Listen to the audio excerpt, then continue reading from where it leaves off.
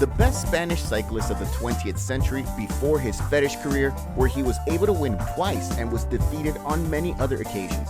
But it was in the worst moments, as always, when he inspired us with his best exploits, leaving mythical stages to remember.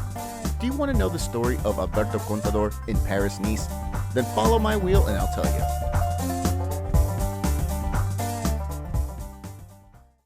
On the cycling calendar, spring begins with Paris-Nice, the race to the sun. One of the most iconic and emblematic events in the world of cycling, with a long and fascinating history. It's known for its challenging terrain and the variable weather conditions that each year make this mythical competition a challenge not without difficulties. The 1960s and 70s are considered the golden age of Paris-Nice. During this period, the race was dominated by cyclists from Belgium and the Netherlands, including Eddy Merckx, who won it 5 times between 1969 and 1975.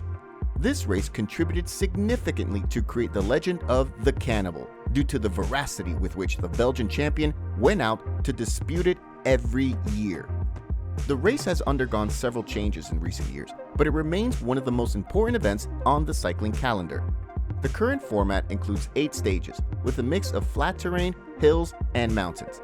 It usually also includes a time trial, and in some editions, such as this one in 2023, a team time trial. One of the most significant changes has been the decision to move the finish line from the Promenade du Anglais in Nice to the Col d'Azay, a challenging climb that has become a staple of the race, generating an additional element of excitement for the fans.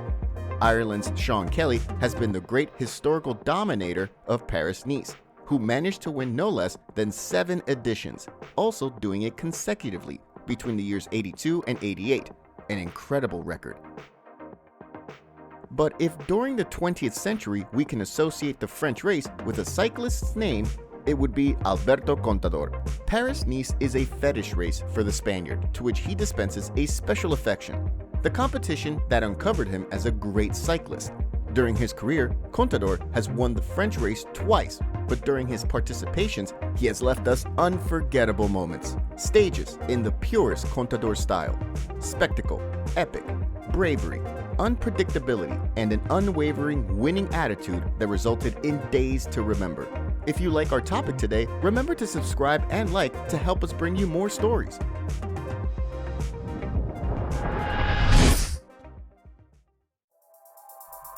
It all started in 2007. A young CONTADOR was beginning to achieve his first merit performances after a brain aneurysm in 2004, which almost ended his career. The 24-year-old Spaniard, who was racing for Discovery Channel team, started the decisive stage with a 6-second disadvantage over the ill-fated Italian cyclist David Rebellin, and showed us all his offensive character. He attacked 6 kilometers from the top of Col d'Azay, the last mountainous difficulty in the stage, located about 16 kilometers from the finish line. CONTADOR caught the cyclists who were beginning to escape and did so with 40 seconds ahead of the then leader. Rebellin tried but couldn't catch the Spaniard, who crossed the finish line 19 seconds before the Italian, thus reaching the first great victory of his successful career. Just 2 years later, CONTADOR would return to the race in search of his second victory in Nice, and in preparation to try the assault on his second Tour de France, working for Astana team and with the American Lance Armstrong's shadow threatening the month of July on the Spanish cyclist.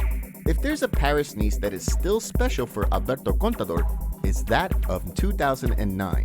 But the memory doesn't come from one of his great victories, but from one of his cruelest defeats, and from which he learned, as he himself said, a lesson that not only served him for that season, where he ended up winning the Tour de France, but for the rest of his career. CONTADOR began dominating that edition with an iron hand, prevailing in the initial time trial. The race continued, and the Spaniard gave a tremendous display in the first high finish, the 5th stage, with finish in La Montagne du Loiret. He won and got more than a minute compared to his rival Luis Leon Sanchez, and also good time on Frank Schleck. The general seemed sentenced, and only another mountain stage and the traditional final day in Nice remained. But cycling is a cruel sport. On the way to Fayence, CONTADOR made the mistake of not collaborating in the breakaway with Tony Collum and Luis Leon Sanchez. Once neutralized by Sylvain Chavanel, Jens Voigt, and Frank Schleck, the Mercian cyclist decided to escape in his best terrain, the descent, and the rest of the escape companions left all the responsibility to Contador. The Spaniard, who was showing himself as a solid leader, didn't eat enough and ended up paying for the excesses with a monumental faintness that took him off his group, being overtaken on the hill where the stage ended by numerous cyclists. This prompted an immediate reaction from the United States. Social networks were making an appearance in the world. And once the lesson was learned, Sunday came. That day, Alberto Contador managed to get all of us who love this sport up from our chairs. Since Claudio Chapucci, nothing like this was seen, returning images that seemed to belong to the past, launching an attack more than 70 kilometers from the finish line with 3 first-class ports ahead. With Sandy Cassar and Rentarame collaboration, he became virtual leader of the race. Behind, Casa de Parc and Saxo Bank teams were about to neutralize him, but Contador left alone on Col d'Eze. In the end, he was neutralized by Tony Collum and Frank Schleck. In the sprint, the Mallorcan won, and Casa de Parc team ended up controlling the differences well. Alberto was close to winning that final stage and even having a photo on the final podium, but he was just a few seconds behind Sylvain Chavanel. That way of losing Paris-Nice became a lesson with a taste for victory, but also another phrase of Lance Armstrong, which foreshadowed what would later come in the Tour de France that year. He has an extraordinary talent, but he still has many things to learn. The Tour, as we all know, would end up in the hands of the Spaniard. If you want us to make a video about the Tour de France in 2009, write it in the comments.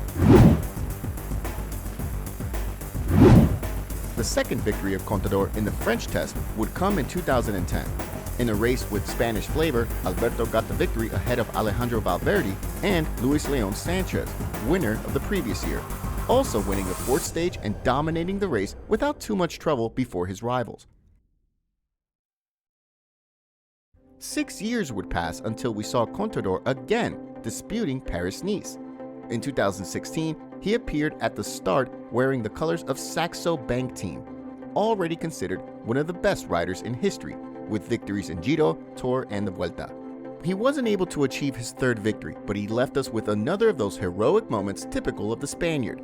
He warned during the 5th stage, with ending at Salon de Provence, where after several attacks, he reached the finish line with Ilnur Zakarin, who won the stage, and Geraint Thomas, who was placed as leader, with the Spaniard only 15 seconds and everything to be decided in the mountain day the next day. A day in which the brave Spaniard managed to put the Sky team in check, a team built on the basis of a checkbook on an epic day marked in the history of Paris-Nice. Completely skipping the script, he launched an attack 60 kilometers from the finish line that allowed him to contact his teammates Robert Kieserlowski and Yuri Trofimov, who had leaked in the escape, and together started a path that took them to the vicinity of the Col d'Eze, where they were hunted when the English team assumed all the responsibility in the peloton. The battle on the last ascent was fierce. Contador tried tirelessly, launching continuous attacks until a Warren Thomas couldn't take it anymore and finally gave in. While the Spaniard left with Richie Porte, the last kilometer and a half became a torture for Thomas, with more than 30 seconds lost as he passed through the summit, where he began a chase to the death to the finish line, with the victory in the general at stake.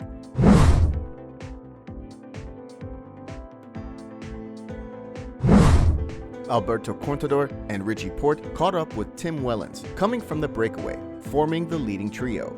A few seconds behind, Thomas and Heinaut avoided the curves of the descent.